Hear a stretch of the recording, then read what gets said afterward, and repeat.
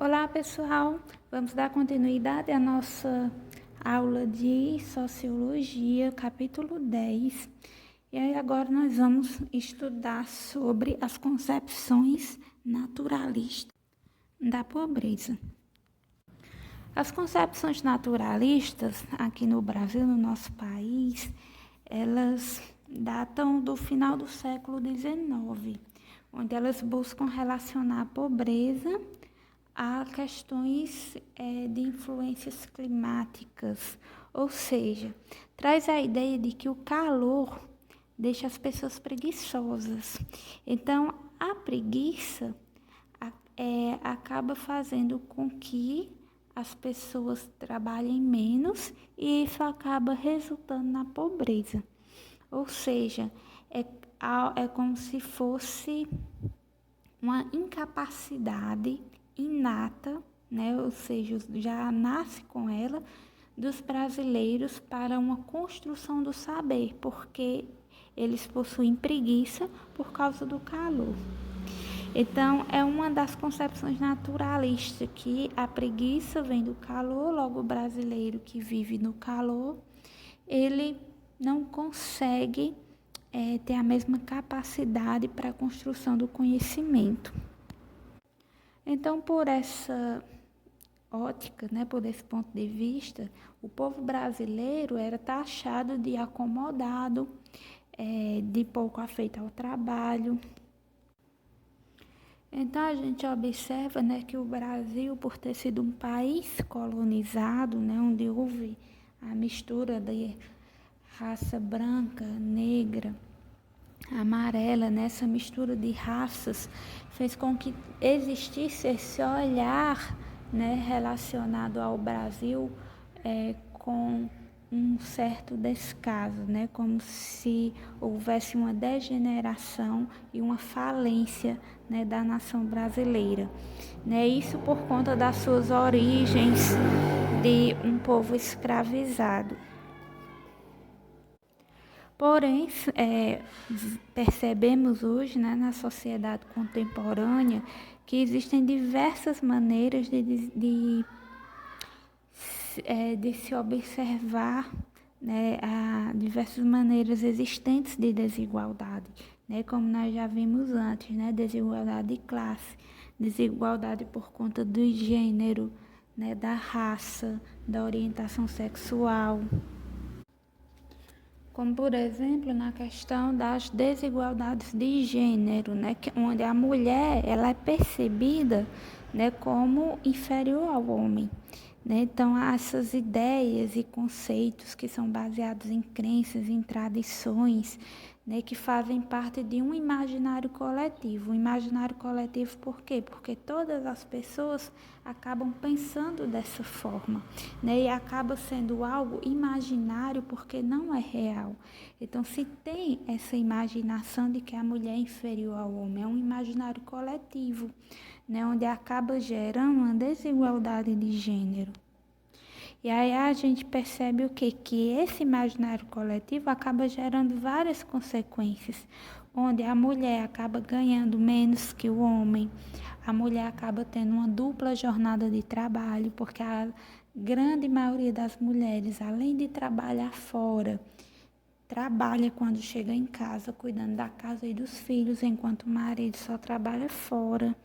Então, a mulher ela acaba sofrendo várias consequências por conta desse imaginário coletivo que se estabeleceu na sociedade.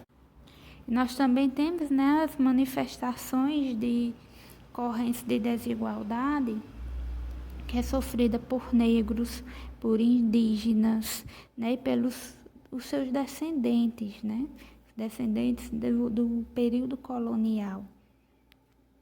Porque houve o fim da escravidão, porém o fim da escravidão não trouxe igualdade para a sociedade, onde as pessoas negras até hoje, né, sofrem com essa questão da cor da pele. Então, pesquisas, né, feitas pelo IBGE, no IBGE de 2013, né, foi realizada uma pesquisa onde mostra, né, que em regiões metropolitanas brasileiras, o trabalhador negro ele ganha em média 57,4% a menos do que recebe um trabalhador branco. Outro aspecto também de desigualdade que é sofrida pela população negra são os casos de discriminação, os casos de violência, onde eles se tornam vítimas e que às vezes leva até a morte. E também a questão do acesso à educação, onde mostra que os jovens negros entre 18 e 24 anos possuem inserção escolar desigual em relação à população branca. Isso acaba também gerando consequência em relação ao mercado de trabalho. Temos também a questão da desigualdade na distribuição da riqueza, onde nós temos relacionada à pobreza, a visão da pobreza absoluta, né, e a pobreza relativa, onde a primeira, né, a pobreza absoluta, de acordo com a ONU, é uma condição que caracteriza por grave privação de necessidades humanas básicas, que seria a falta de alimento, a falta de água potável, a falta de instalações sanitárias, a falta de saúde, a falta de uma residência, de educação, de acesso à informação, onde dados mostram que 1 bilhão de pessoas vivem nessa condição, né, onde não conseguem ter, né, uma condição básica para a vida. Isso acontece por quê? Porque a distribuição de renda que acontece dentro do país é de forma altamente desigual, onde alguns acabam tendo além do que o necessário para uma vida de boa qualidade e outros acabam não tendo nem o suficiente, né, para se manter, para ter uma vida dentro das condições básicas que o indivíduo necessita. Então a gente percebe, né, que não existe uma igualdade de oportunidades, uma igualdade de condições, onde o indivíduo que mora em regiões altamente precárias, que não possui acesso à educação, ele não vai ter as mesmas oportunidades que aquele indivíduo que estuda em uma boa escola, né? Então a gente percebe o quê? Que ainda existe um grande caminho a percorrer, né, para que essas desigualdades sejam amenizadas. Bom, gente, a nossa aula encerra por aqui, certo?